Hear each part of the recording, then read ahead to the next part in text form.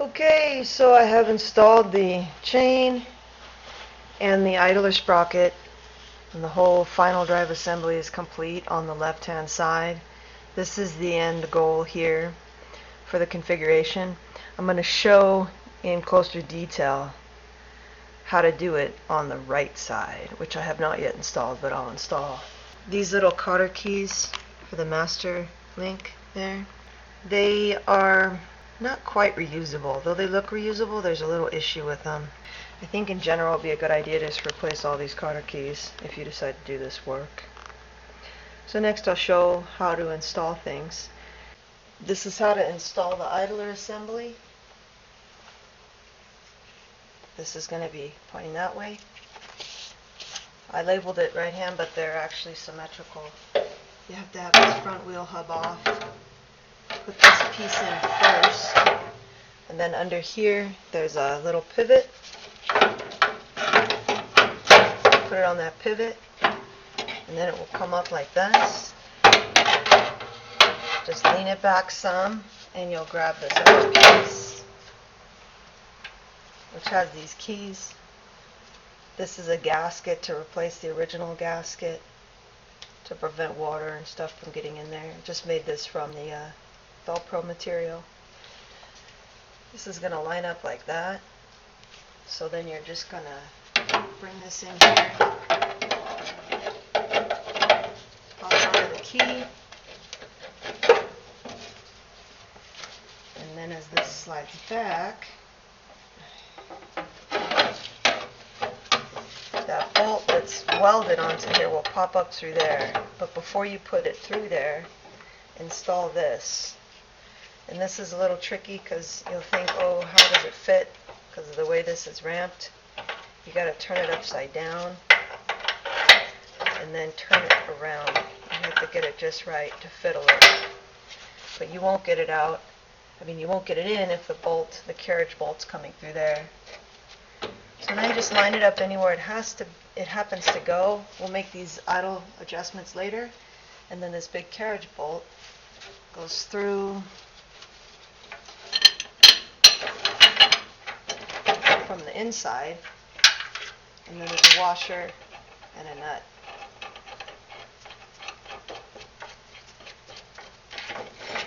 And as you can see, this is how you pick up tension on the chain.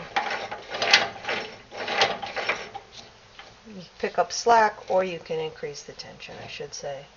So we'll just leave this like this for now. I'll just probably put that other bolt on there. That other nut on there, just to keep that in place, but I'm not going to tighten it any. Then I'll put the wheel hub back on here, and then show you the chain. So before you move on to the chain, I should say to put these jam nuts on. So in the last video, I ended it with this nut on and just this nut on. Leave this on, remove this one, that it's in place, put the jam nuts on. You don't need to position them really any more particular right now, because that'll be later when you make the tension adjustments.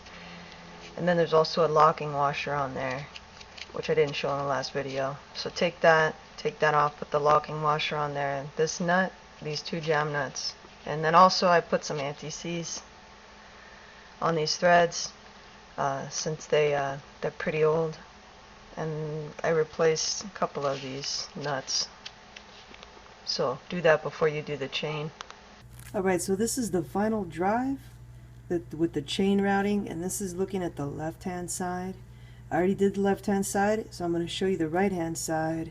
So I'll take this image and just reverse it, since it'll be a little bit easier to reference when I'm showing you the left side. But we'll use this for now just to show the routing.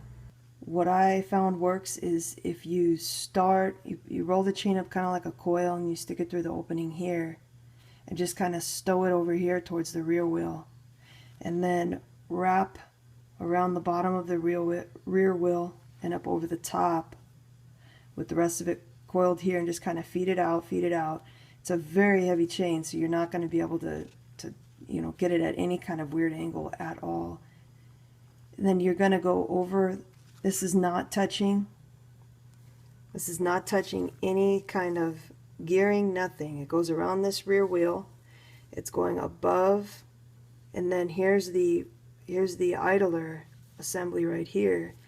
You don't see it in this picture, but there's a bolt, and it holds a nylon or a plastic roller. You'll see the roller in the idler assembly. Just put your head in there, or you reach your hand in there and you can spin it. There's a little roller right there, and that it doesn't show that, but that chain is going above that roller, right? So that chain's going to be on top of that roller.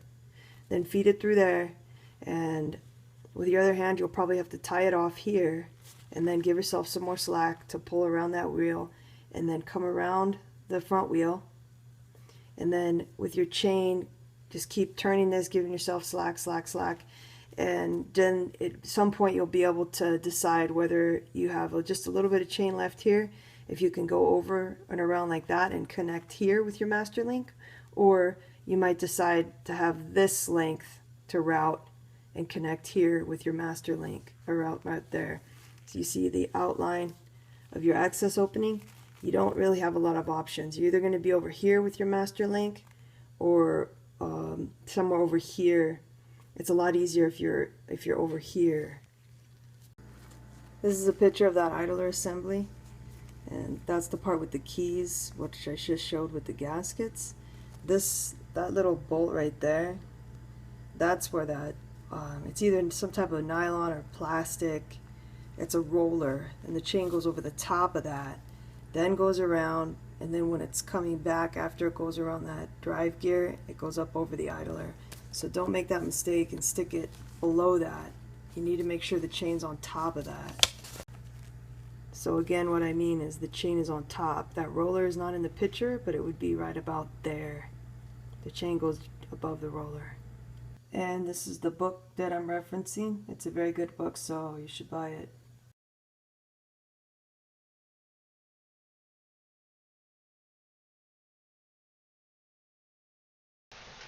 Alright, so for the chain, I'm going to try to do it a different way on this side than I did on the other.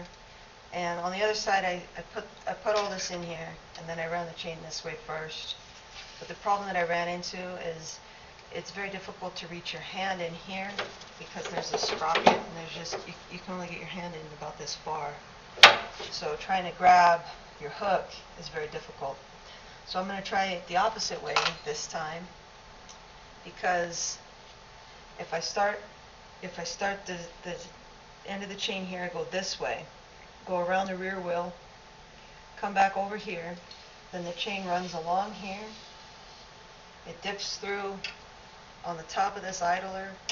There's that roller where you see the marks from where the chain rides if the slack's not right. It goes through there, so there's a little spot you have to guide it through.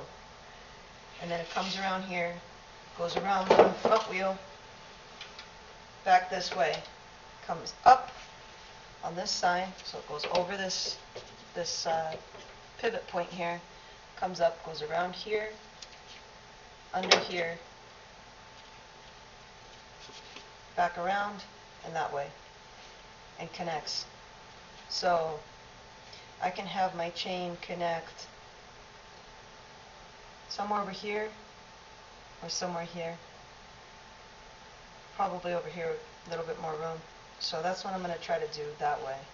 And so I'm going to hook this on to the end when I'm coming through, and then I'm going to feed it through like this, because I can reach my hand inside the front a little bit more easily.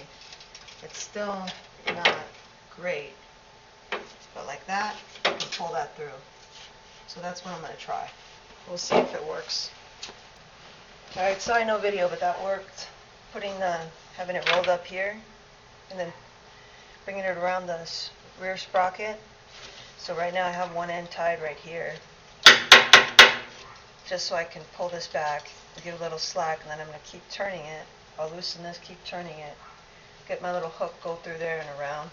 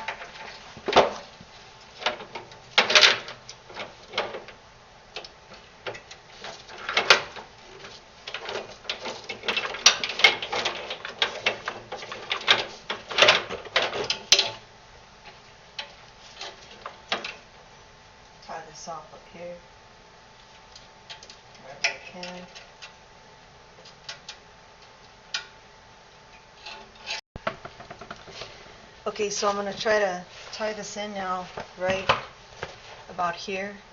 So this end is tied off with the wire, and I give myself enough slack with this end of the chain that I'm going to go and run the path. So let's see.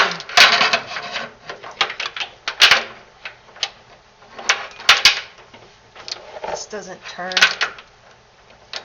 when the engine's not on. So let me just get it on there. Turn this.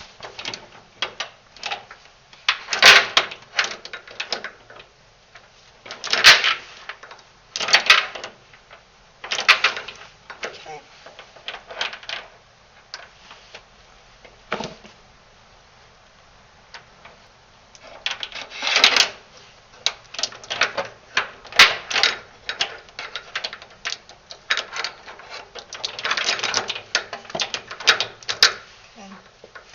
This is going to end up tying together this end and that, so I know that I got a lot of slack still because they're not anywhere close to being in alignment.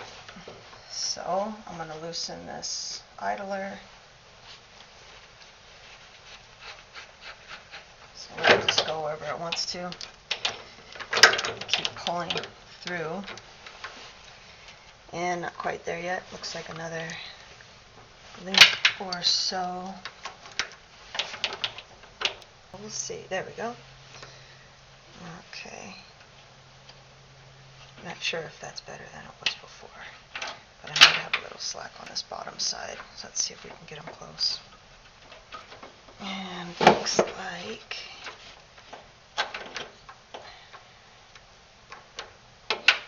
not quite. See, because we got to use this master link through the back.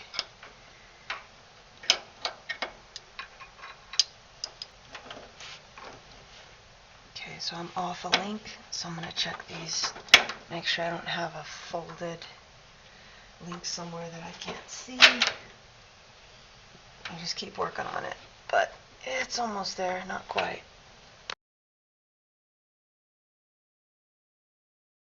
Alright, so now I'm going to make some gaskets.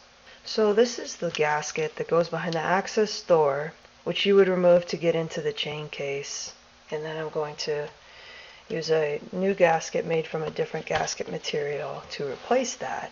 Same with this. This is the gasket that goes behind that circular plate that you remove to get to the wheel. Stuff behind the wheel, like your wheel bearings if you're going to remove that big hub, or if you need to remove that wheel sprocket. So you have two of these on each side. Two of these on each side, and then one in the middle. So it would look like wheel access, sprocket access, wheel access. So I need 4 of these. I need 2 of those since I opened up the chain cases on both sides of the skid steer. These are the materials I'm going to use for these gaskets. This is a really cool material that I've worked with before and I quite like. This is a Felpro cork rubber sheet. It is a rubber impregnated cork sheet. And if this looks familiar and you work on Toyotas, that's because this is the typical Toyota automatic transmission gasket material that you would find. Really easy to work with. The only thing you have to worry about is if you get it from a supplier and it's old, it will be very brittle. This is not. It should be quite flexible. And the part numbers for Felpro, they vary based on the thickness. So this 3005 is the 1/16 inch thickness, and I think the 3007 is a thicker. I think it's a 1/8 of an inch. This is a great material though. I really like this material. So I'm going to use this cork material for the gaskets on the chain case, which are in this orientation. You do have to get the long stuff, which is a bit more expensive, but it's still completely reasonable as far as I'm concerned. This together, these are 6 feet length, 18, it's 3 foot each. So I have 6 foot length, 18 inch width. I think I got these for $11 on Amazon, shipped, so not a big deal. It's probably a good idea to make sure that your gasket if you choose to use the gasket as a template, that it actually isn't deformed like this one is up here. You can see that it's a bit deformed. So check it to your plate, and you may decide to use the gasket if it's not deformed as your template, or you may decide to use the plate. About these wheel plates, make sure you label them when you remove them, because these seals inside, unless you plan on replacing these seals, there's a cautionary note in the manual that you want to make sure you get these seals back on the same hubs, and that you mark your top line, or wherever. I mark the top, so when you put this back on, you have this in the right orientation. Otherwise you might get some issues with these seals. I suppose if you're going to replace the seals and somehow you manage to be able to procure them, that wouldn't matter, but just something that's mentioned in the manual. Okay, so the first gasket is done. This material is really easy to work with, as I mentioned. You can just use an X-Acto knife to cut this. Just press down on a nice surface like this wood. And then for the holes, just a regular hole puncher. Punch right through this material. And then to make it a little bigger for these bolts, I just kind of use the hole puncher to punch the hole a little bigger around the circle. And looks like it's going to work out quite well.